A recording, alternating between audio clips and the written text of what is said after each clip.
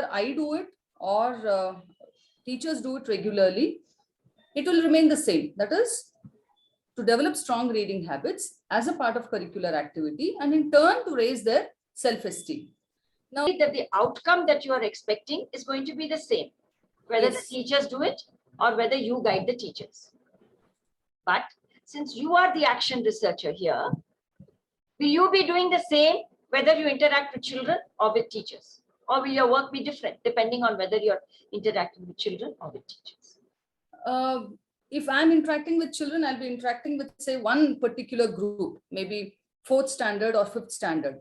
But the teachers that I have chosen for this activity, they're interacting with all the 3 groups, 3rd standard, 4th and 5th, that is age group of 8, 9 and 10.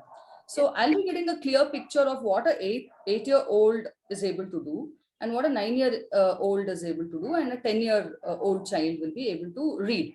So if I take it up as a part of research activity and then I conduct all these stories and all that, I may not be able to do justice with my admin work. Lalitha. Yes. Will Lalitha do the same kind of engagement if she's engaging with teachers as if she's engaging directly with children? Absolutely. Yes. Oh, really? You do the same thing with teachers? Yeah, I'll have to follow up with what they have done. So following up with teachers is the same work that you would do with children to excite them about reading? Okay. So these are 2 different roles. Completely different roles. Roles. They're 2 completely different roles. Do you see?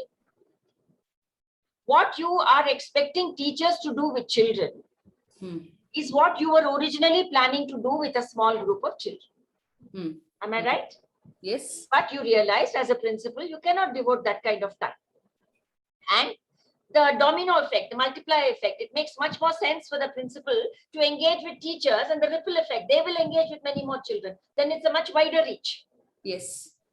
So that I understand your very sound reason for changing your action research problem from being student driven to teacher driven. Yes. But your first step, Lalitha, then is to reframe your action research problem. Otherwise, it's going to be very confusing. You're going to wait for things to happen and nobody, because it's not their action research.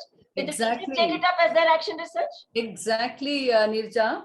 Because every fortnight, maybe once in 2 weeks, I'm having a meeting with small group of English teachers. When I ask them what is happening, are children excited? Nothing would have happened. Nothing would have happened. Yeah. I'm not surprised. Yes. Because it is not their action research. Your first step is to make it their action research. Your action research is to make it their action research. Finally, that is all your action research is. After that, they will do. It will not just happen by itself, because who is excited about it? Only Lalitha. Yes. So Lalitha's job, first job, is to excite those teachers about it. That is your action research. So how would you frame that action research problem? To engage teachers in bringing out reading habits in students. We'll start with that. Yeah. So instead of engaging teachers, you want to make it something a little more strong. It's not just engaging. To enthuse. Enthuse. To enthuse teachers. To draw out a love for reading in their students. To derive or draw? Draw out. It has to be drawn out of them, the love for reading. To enthuse teachers to draw out the love for reading in their students and make it a habit, reading habit. For reading. It's not enough if they just love reading. It has to become, you want them to have a reading habit, right? Yes, it should be a culture of the school. Yes, so you want to write that in your action research program. So it's a total shift. It's a total shift. The total shift. So now Lalitha is not going to expect her teachers to suddenly get excited. It is Lalitha's job now to excite them. That is her action. Yes. You see what I'm saying? How many teachers are you going to work with? That's my first question. 8 teachers. That you're sure? 8. Okay. On what basis did you select these 8 teachers? these teachers out of 8, 3 are proper English teachers. You know, they teach only English. The other 3 are English and social science combination. So But based on they're subject. yes, they're interested in reading and bringing out that reading. And I have another 2 teachers who don't teach, but they're assistant teachers and they read well. Okay. So They help if reading. I can put it in a nutshell, you chose teachers who are likely to take it forward either because of the subject they teach or because of their already present interest. Yes. Am I right? Very Yes. good, very good way to start, because you're starting not with a difficult group. You're starting with a group which is already, it's like we say, preaching to the converted, you know. They're already slightly converted. So you're preaching to them, it's okay. They will listen. Very nice. They themselves read. I've seen them, hold a book and read sometimes on, when they don't have a class. And then they suggest some books to be added to library. And then they come up. What do you think are the reasons the other 4 are not yet excited about it? Do you have any idea, or you don't know? I feel that I have forced on them because they don't read. To bring the other 4 out of 4, I think at least 2 might get excited. Okay. So it's not a totally they're not bored or something. They just need that push, right? Yes. That push. Okay. So then I want to ask you, were you always a good reader, Lalitha, from a childhood? Apart from that's what, I have also shared this, Nirja. I have never read big stories and novels for a long time. But I'm interested in reading short articles about some invention, some scientist biographies. This is what interests me. But I have not read for, that hard reading. Easy read I can always do. Have you read books or only short pieces, articles? Short articles, Nirja. You've never read any books, big books? Never. No. Okay. So what do you think has stopped you? Is it availability, access? No, Nivedita, I have a lot of books. I buy books, but I don't know. I haven't completed anything. I start and then I'm not able to complete it. Why? Maybe you need to examine that. Yes. Yeah. Why I'm asking is, it's not important that Lalitha turns into an avid reader, but if Lalitha turns into an avid reader, I need to definitely excite her teachers. They will see the transformation in front of them. It's not essential, but it's highly desirable. Yes. Yeah. And you will learn a lot, because inside you also there is some resistance, obviously.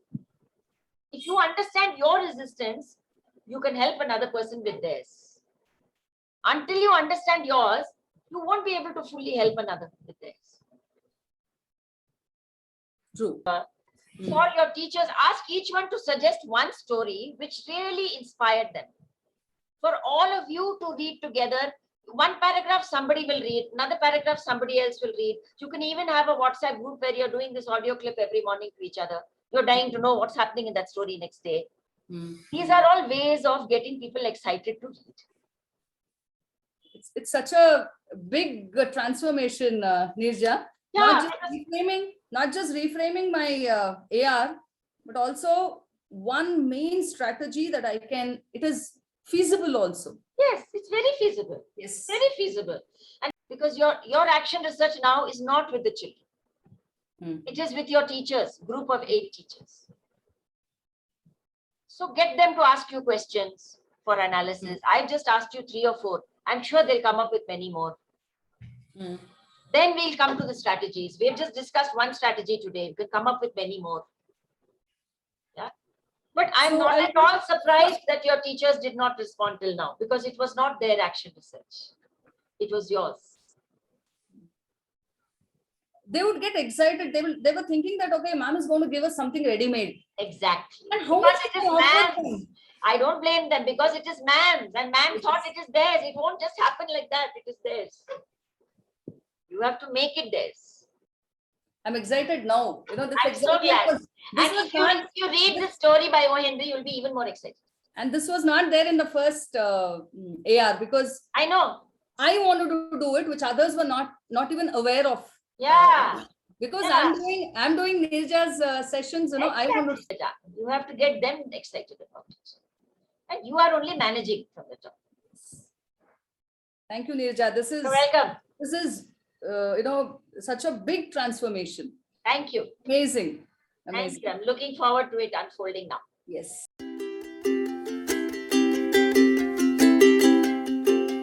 I chose reading as an area for my action research. It appeared so simple that I thought I should just ask everyone to read. And I realized it is not that easy, and I was neither here nor there. Statement